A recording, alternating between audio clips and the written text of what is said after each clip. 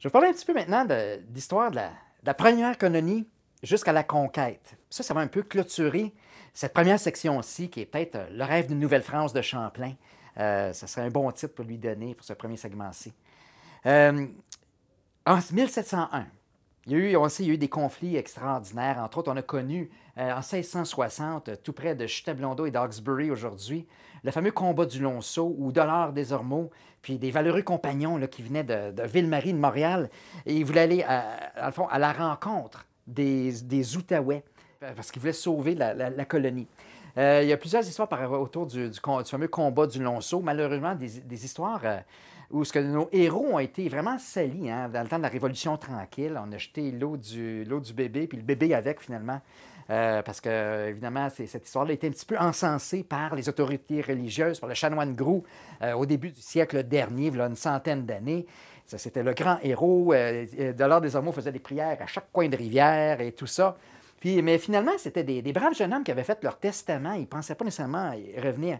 Ce que ces gens-là ont fait, contrairement aux mauvaises langues qu'ils ne connaissent... C'est important d'aller lire, hein, les contemporains, c'est-à-dire les écrits des gens de l'époque. Puis tous les gens de l'époque, quand ils parlent du combat du Lonceau, là, c'est de façon vraiment glorieuse. Ces jeunes-là ont vraiment sauvé la colonie. Je dis ces jeunes-là parce que un des plus vieux, c'était Dollard des Ormeaux, il avait 25 ans. La plupart étaient un peu plus jeunes que ça.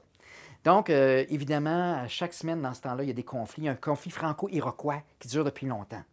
Samuel de Champlain, auparavant, comme 60 ans avant, quand il voulait explorer, sa monnaie d'échange, il avait proposé à ses amis algonquins, ses amis hurons, Wendat, « Écoutez, je vais emmener mes bâtons du tonnerre pour vous aider à combattre vos ennemis iroquois. » Puis, d'ailleurs, en 1609, il se rend de façon bien modeste, il était très modeste, Champlain. Il arrive à un grand lac, ce qui est aux États-Unis aujourd'hui, il trouve ça très beau. Dans toute sa modestie, il surnomme ça le lac Champlain. Et il arrive face à face avec des nations Haudenosaunee, avec des nations iroquoises. Il sort son arquebuse, puis d'un seul coup d'arquebuse, il fait tomber 3 chefs. Et ça, c'était vraiment comme un coup de tonnerre en Iroquoisie. Puis ça a créé vraiment, là, ça a mis le feu. Il y avait déjà des conflits entre nations autochtones, entre peuples autochtones. Ça fait longtemps. Mais avec l'arrivée des Français et de leur arme à feu, ensuite de ça, les Anglais, les Hollandais qui armaient les peuplades iroquoises aussi, on a transporté ici nos conflits européens. Il y avait déjà certains conflits ici qui étaient moins graves. Ça l'a accentué, ça a mis le feu aux poudres, comme on dit. Donc, Dollard des Ormeaux et ses compagnons, dans le fond, ce qu'ils veulent faire, parce que ça va tellement mal à Ville-Marie, là, Jeanne Mance, Maisonneuve sont découragés à Montréal. Ville-Marie, Montréal, c'est la même place. Ils disent que la compagnie va faire banqueroute, ça n'a pas de bon sens. Mais on a un jeune coureur des bois, il est au lac supérieur, c'est Radisson. S'il peut rentrer avec sa cargaison de fourrure au printemps, ça va sauver économiquement la colonie, on va pouvoir continuer. Puis en même temps, à chaque semaine, il y a des guerriers Haudenosaunee, des guerriers iroquois qui viennent attaquer les gens de Ville-Marie. Il faut les comprendre, hein? J'en parlais tantôt. Les Mohawks, ce sont les gardiens de la porte de l'Est dans leur culture. C'est-à-dire, c'est ceux qui ont été le plus exposés à l'arrivée des envahisseurs. Veut pas, les Européens, malgré qu'ils soient avec bonne volonté ou moins bonne volonté, ce sont des envahisseurs, ne l'oublions pas. Fait qu'on a beau faire des traités, tout ça. Champlain s'est associé avec des ennemis, donc c'était l'ennemi numéro 1.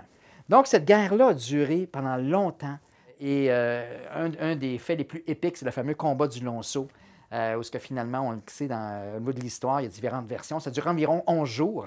Puis, à bout de munitions, tout ça, il était rendu, il était 17 Français avec une poignée d'Algonquins, des Anishinabés. Le chef Wendat, qui est demeuré fidèle, il avait donné sa parole. Les Hurons, les Wendat, qui ont sauté la palissade, dans le fond, pour se faire épargner par les Haudenosaunee, ce qui n'a pas été le cas.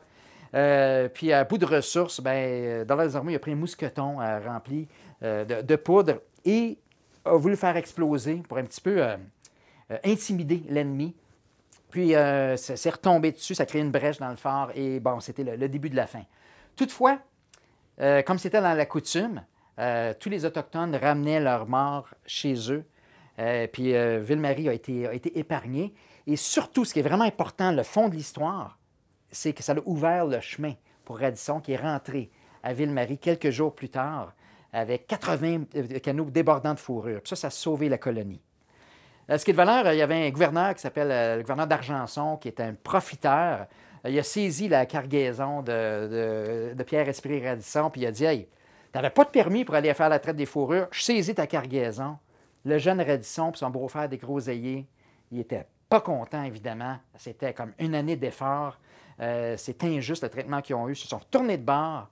Ils sont allés travailler avec les Anglais, puis ont créé la compagnie de la baie du Tson, la plus ancienne compagnie au Canada. Fait que si on n'a pas eu des profiteurs parmi nos propres gens qui étaient là, on aurait un pouvoir économique encore plus puissant aujourd'hui, les gens qui sont d'origine canadienne-française. Fait que ça pour dire qu'en 1701, on signe enfin le traité de la Grande Paix. C'est le traité le plus favorable de notre histoire. C'est peut-être le traité le plus important. Ça faisait presque 100 ans qu'il y avait des guerres franco-iroquoises, mais aussi en différentes nations. Ça s'était accentué, c'était terrible. Fait que, il y avait Hector de Calière qui était gouverneur, justement, il était à Montréal aujourd'hui. C'est pour ça qu'on peut visiter à Pointe-à-Calière, qui est un musée absolument fantastique. Il faut voir ça si vous allez faire un petit tour à Montréal, c'est de toute beauté. On plonge dans l'histoire ancienne, tout ça. On rentre dans les catacombes de Montréal anciens. Justement, il réunit 40 nations, dont plusieurs nations Noshonee. Puis, il y a un chef Huron, Wendat, qui s'appelait Kondiaronk, vraiment important, qui était vraiment reconnu pour sa sagesse. Il s'est épuisé en se rendant là-bas. Il est décédé. Puis tout le monde, ça a fait comme une espèce de baume. On dirait que ça a calmé tout le monde. Et les gens ont signé enfin le traité de la Grande Paix. Donc, on peut commencer à bâtir pays au pays des Grands Lacs. Justement, on peut avoir comme alliés tranquillement. On peut commencer à réparer des ponts avec les Haudenosaunee, avec les nations iroquoises. Ce qui fait qu'il y a un homme qui s'appelle, en fait, on dit Cadillac, mais tout le monde dit Cadillac.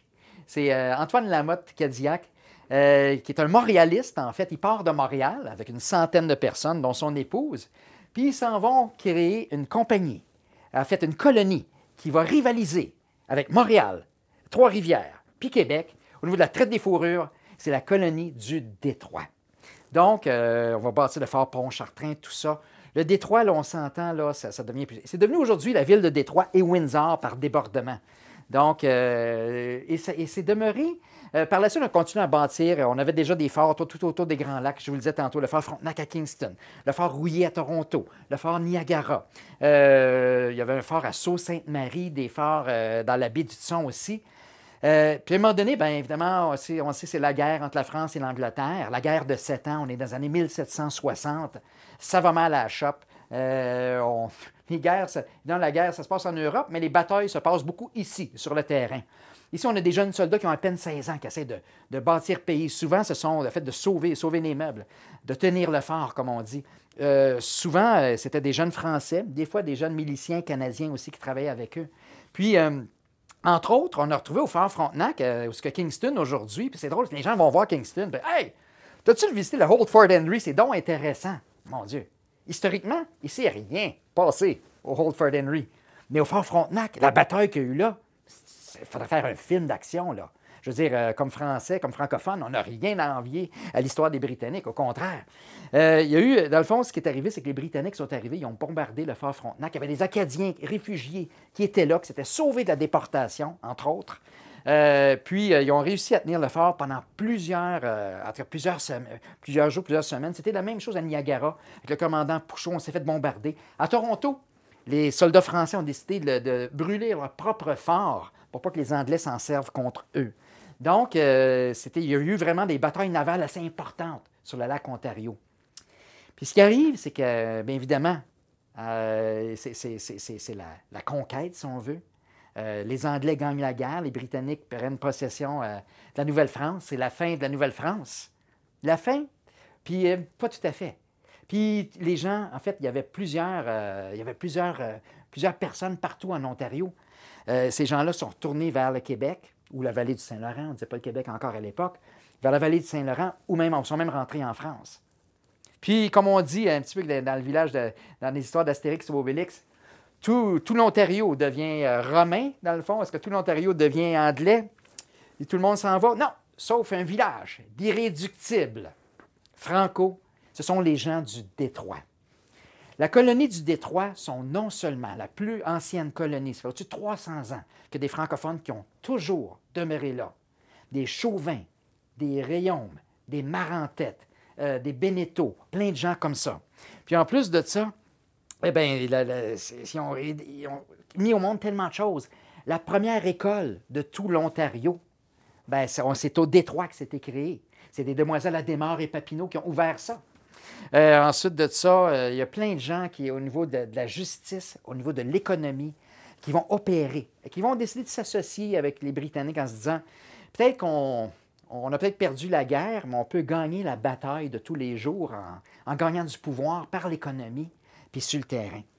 Fait que c'était un petit peu la fin de la Nouvelle-France, mais la suite, elle s'est faite par le Détroit.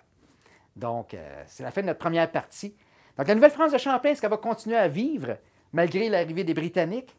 Est-ce qu'on va continuer à multiplier l'arrivée de familles, de colons, tout ça, avec cette poignée-là de jeunes résistants qui sont au Détroit?